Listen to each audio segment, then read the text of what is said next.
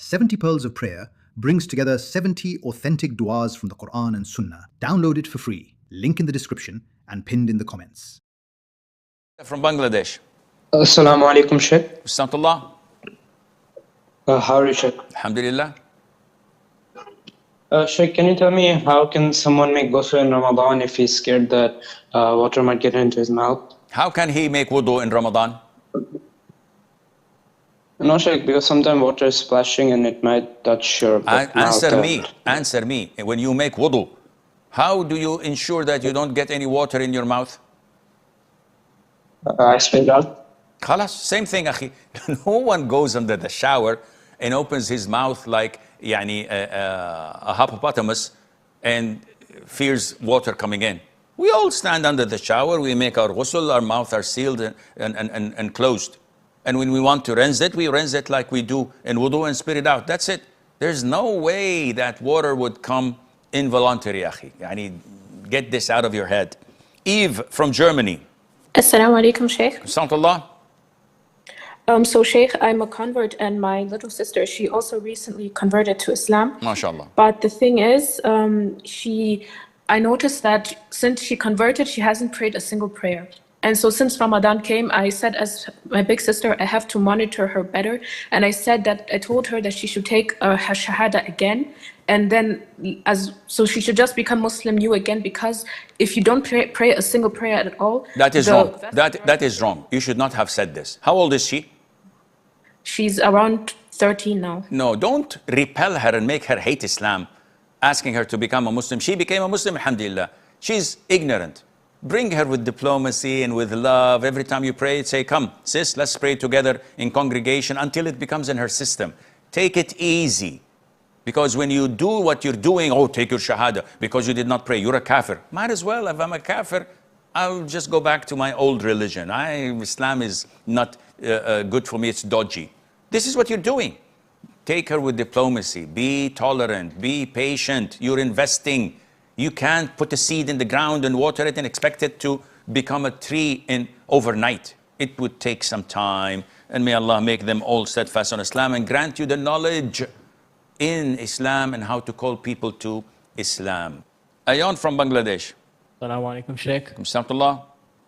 Sheikh, could you please clarify for me once and for all with clear details regarding the fatwa of traveling to non-Muslim country for tourism when there is no fitna upon you? I'm very confused. Akhi, the fatwa is as follows. In the old times, the scholars said that this is not permissible due to the fitna that may occur.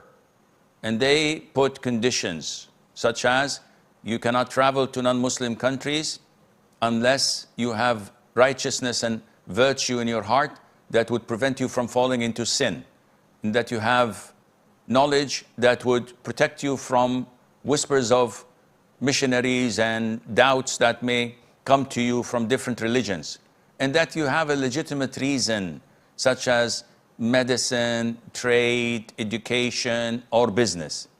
Now, these conditions are not Quran and Sunnah. They are ijtihad from the scholars. And if in modern times we find that these three are required in Muslim countries where we live, this elevates a lot of the hardship found in the past. So if someone says to me, I'd like to go to a country where I would be surrounded by the hills and sheep and nice scenery, but there is no fitna, there are no nightclubs, there are no missionaries coming and knocking on my door, there is nothing immodest, it's even purer than many of the Muslim countries. I said, okay, that's fine.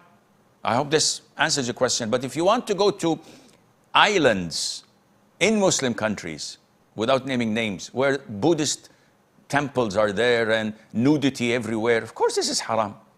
If you want to go to Muslim countries where nightclubs and booze is being served round the clock and pork is everywhere, even in breakfast they'll say, oh, this is pork. You're a Muslim country, what are you doing? When you go to the airports and you see all them booze being sold for free, almost, and gambling and the likes, and it's a Muslim country. Of course it's haram to go there. So I hope this answers your question. Muhammad from Pakistan. Assalamu alaikum wa rahmatullah. Wa alaikum salam wa rahmatullahi wa barakatuh. How are you doing, Sheikh? Alhamdulillahi Rabbil Alameen. So, Sheikh, if water drops fall on a bathroom floor that is impure, and then tiny splashes from that wet floor reach a person's buttocks without while he is sitting on a eastern toilet and can't see his back, is that area considered impure? And if someone later washes... Can you swear by Allah that it is najasa on your back? Yes or no? How can I swear if I am not sure? If you're not sure, then the default is it's pure. Alhamdulillah, the religion is so easy.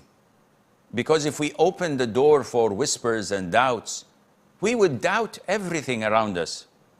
If you cannot prove it, then it doesn't exist. Take this as a default. The doubt itself cannot remove the default, which is everything here is pure until proven otherwise. Maybe this pen is not pure. Why? Maybe the Sheikh before me who was writing with it did not wash his hands after answering the call of nature. This is too much. Okay, it's a fact, it can be. But do I have any proof? I look, no traces of feces. I smell, that's weird, but I lick for the taste. What is this? As long as there is no proof, then the default, it is pure. The moment you open a can of worms and the worms come out, you only have yourself to blame. Imagine one drop falls on an impure floor. Why did you have the floor impure to begin with? Oh, it's a toilet, Sheikh. Even if it's a toilet, when I come and use it, wash the floor so that everything is pure in front of you, hypothetically. This drop has splashes. Whoa, what am I, dropping bombs? Dropping rocks? It's a drop. How could it have splashes? And the splashes would go to my back. And now I am doubtful if it's najis or not. Can I prove? No. Then the default, it is pure. Talal from Canada. Assalamu alaikum. Talal. Sheikh, yesterday I asked you about moon sighting and you said me to follow the authorities in Canada. And that's what I did. But now, Sheikh, my question is different, like related to Taraweeh. Like the Imam, he started the first juz on the night when the moon was not sighted. And I also, now my question is... It doesn't matter. It doesn't matter, Akhi. If you're concerned with him beginning the first juz of Al-Baqarah outside of Ramadan, and me being an Imam or a co-Imam, now I'm in the first night of Ramadan, I'll begin with the second juz. It doesn't matter. Is this your question, Talal? Yes, Sheikh, this was my question. Barakallahu feekum. Okay, just to add for your information and for those who are watching, I know it's rude to interrupt, but it's my nature not to be rude.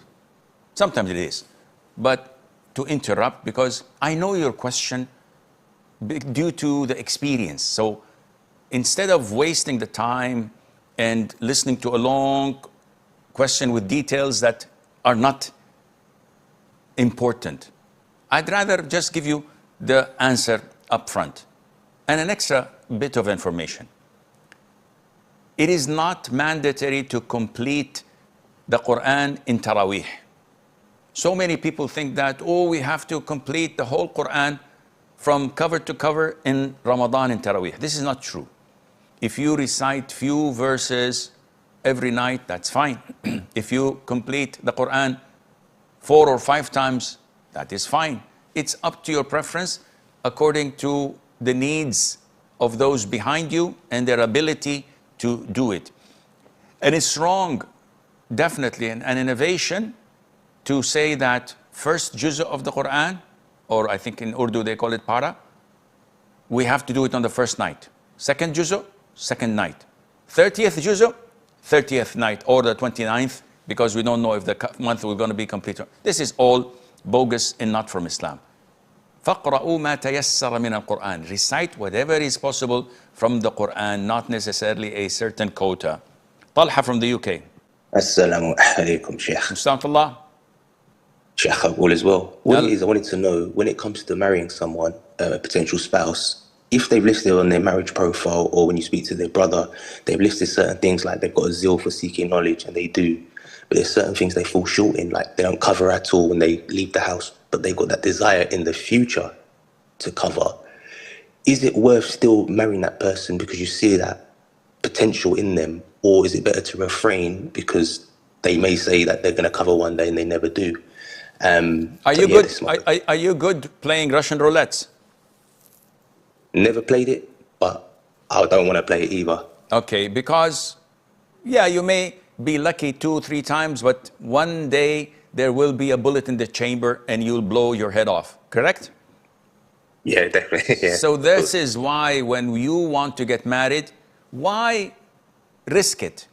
No, go for someone who is ready, who's fully hijabi, niqabi, practicing, being okay with being a housewife while you're providing and taking care of the house. Why would I go to someone who's not wearing the hijab? That someone who has all of her pictures on Instagram and she shoots selfies and she likes to go out and ski and sunbathe, but she's interested maybe one day of hijab. She goes to movies, she listens to music, she attends concerts, but one day she's considering, inshallah, quitting all of this. You gotta be nuts. No, go for someone who is raised in a household that is known to be practicing. The woman is practicing by choice. She wants to be practicing and continuing to be practicing, inshallah. Vishal from Pakistan. Assalamu alaikum, Sheikh. Alaikum salam to Allah. Sheikh, I read on your website that you said that bargaining is allowed in a respectful and moderate manner. So does it mean that, Sheikh, if a customer insists a lot to the seller that please give me this price, please, does it mean that the sale will be haram? No. As long as you're not forced to do it. He can beg, he can bargain from here till Fajr time. No, please make it 5 instead of 10. I'm the seller. I said, sorry, I can't. Please, I beg you, I'm on my knees. Sorry, I can't. Khalas. End of story. Let him beg from here till Fajr time. The sale is haram when he forces you. When he brings your uncle and he brings your grandfather and they say, come on, give him a discount, come on. And they are compelling you and you agree because you're compelled, you're forced. Now the sale is haram. But for him to insist from here till doomsday, there's no problem in that. Shihab from Bangladesh. Assalamu alaikum, Sheikh. Alaikum salam to Allah. Like a few years ago, our masjid has an imam who used to give amulets with designed numbers, claiming that the numbers represented Arabic letters, and you told me that I should not pray behind him. Now the imam has been removed and the muazzin is leading the salah, but the muazzin did any objection and prayed behind that imam. Now, is it permissible for me to pray behind the current muazzin? Yes, it is permissible until proven otherwise. We cannot guilt trip people. We cannot make people guilty by association.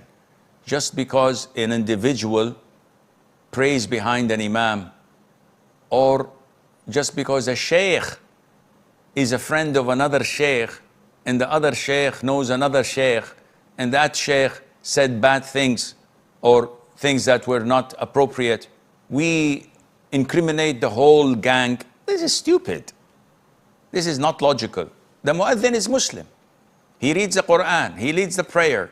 Have I heard him say anything that incriminates him? Oh no, Sheikh, but he used to pray behind that imam who gave amulets and he never complained. How do you know he never complained? How do you know he knew about this? Maybe he thought it was permissible, but now he knows it is not. You never know. So the default is, as long as he says La ilaha illallah and he does not say anything that takes him out of the fold of Islam or discredits him as a Muslim, then you can pray behind him.